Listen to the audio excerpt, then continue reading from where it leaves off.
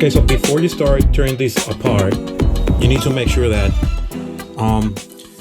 these handles have 5 screws. So you need to take these handles off.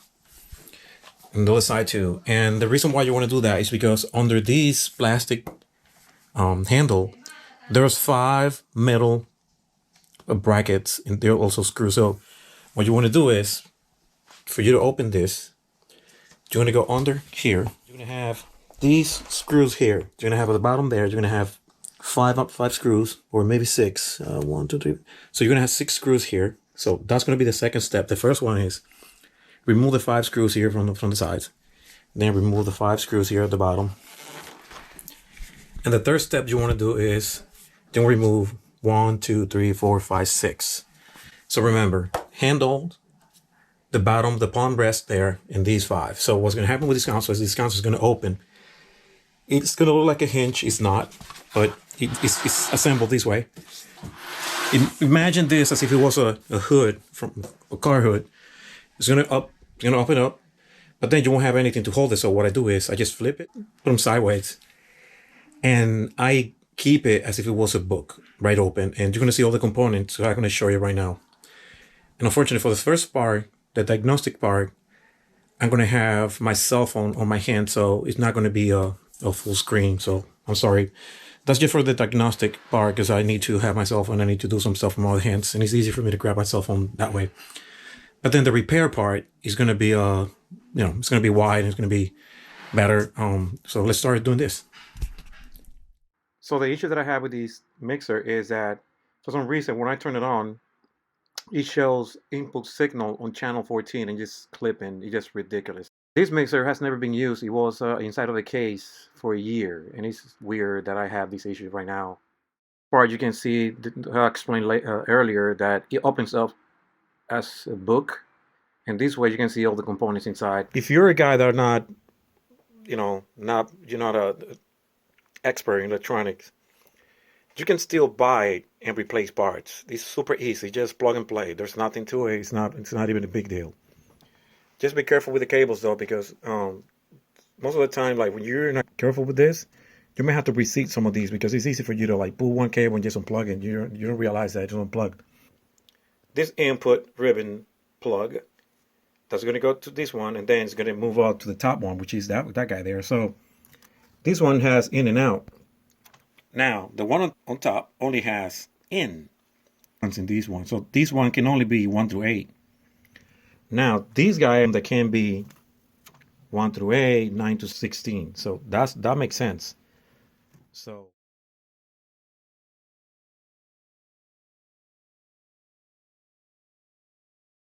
okay, so here we have it. We have module 1 through 8 patch as if it was 9 through 16. So let's see if I can actually reassign 1 through 8 or reassign 9 through 16.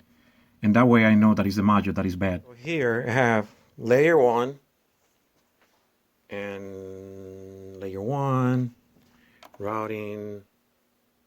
Okay, so layer 1 routing.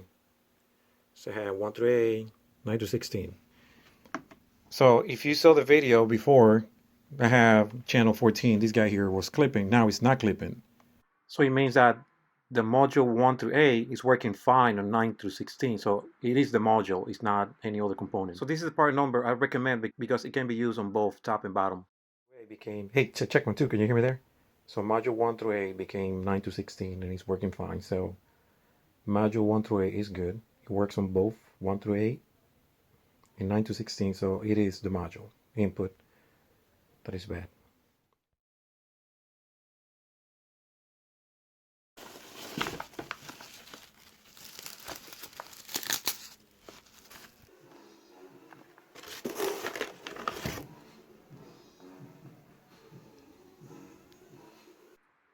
So here's a part that came from Music Group. Pretty nice packed. And you can check there, it says Music Group. And one thing that I can't stress enough is the fact that this module, remember, 9 to 16 is going to have 2 ribbon, 1 input, 1 out. If you get the one with only one input, it's going to be your 1 through 8. That's only can be used on top. Layer 2. This one is layer 1, which is 9 through 16. Don't forget that.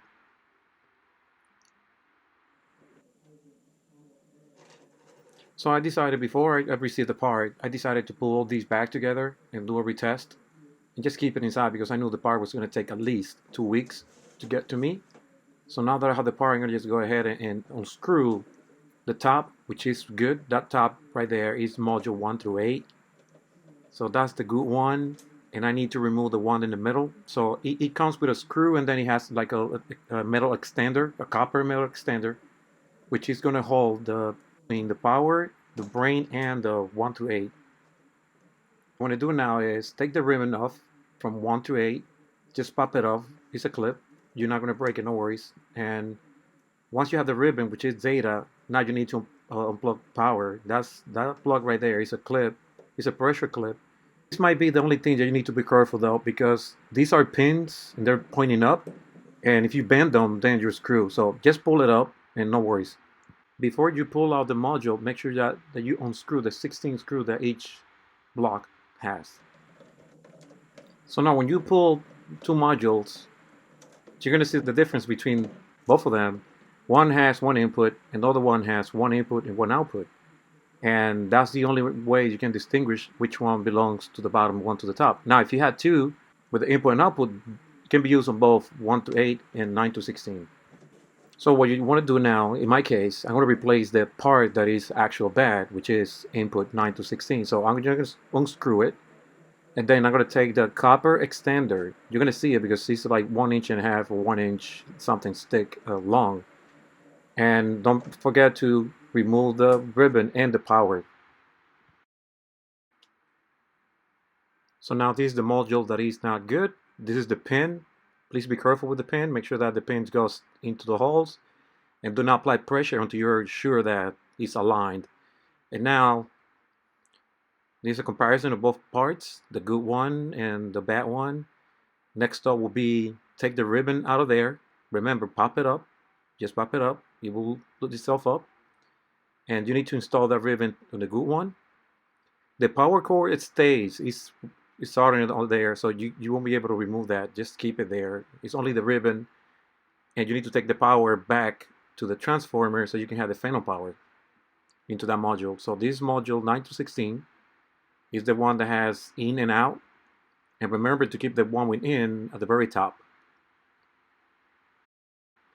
So what you want to do now is put the screws back on. And this is the time where you need to put the ribbon back in input 1 on module 9 to 16. Now the ribbon is dispatched. Just make sure that when you insert it, it pops back down. Make sure that it clicks, and you're good to go with that part.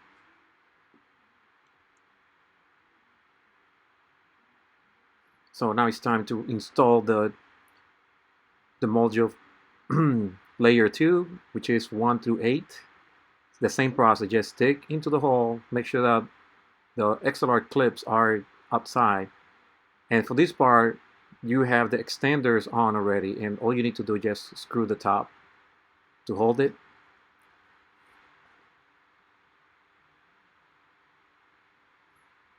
And next will be, I don't know if you guys see this ribbon right there. All you need to do is just make sure that that ribbon is back into the plug. And right after that, remember that this is only data going through the ribbon. You need to now plug these to the form factor and make sure that you get phantom power on both modules.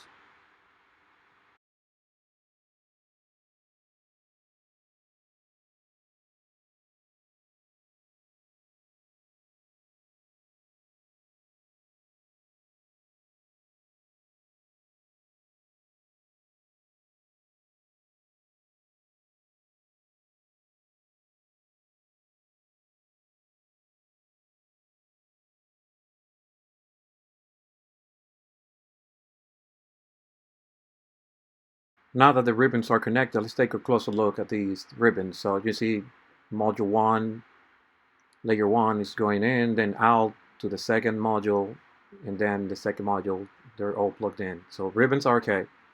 And the way for you to realize and know the ribbons are okay is if you see the blue tab all the way in. And these are the pins. These are your power pins right there. So these are the guys you need to be careful though, because they don't have a guide. And it's only pins extending up, pointing up. and you need to make sure that it is inserted on the plug, and when you push it back down, they don't get bent. So now is the time for you to plug the power back into the form factor. So again, I need to stress this really, really, really. Um, you need to place the pin on top, the plug on top, make sure that all the pins are inserted into the plug before you push it down, because it's a pressure plug. And make sure it clicks. So when you push it down, make sure you hear the click, because you're gonna see it though. It's easy for you to spot it. I show you the picture already, how it looks. It just spins pointing up. Just make sure that it's aligned before you push it down. Don't bend it. So now is the time for me to test this. Let's see. So here we have the mixer already. Well, this little bump that you see there is a Rode microphone that is installed in my tripod. I should have taken it out before that, but it's too late already. So now I have everything on. The first thing I did was I resetted it, rebooted it, make sure that it was all clean, and now I'm going to just check all the channels, make sure that I turn the phantom power on, and 1 through 9, 1 through 8, and then do 9 to 16. So check the back, they're all on. And now you go back to layer number 2, and then you do the same thing. You need to make sure that you turn phantom power on in every channel, and then go back to the mixer and make sure that all the red lights are on.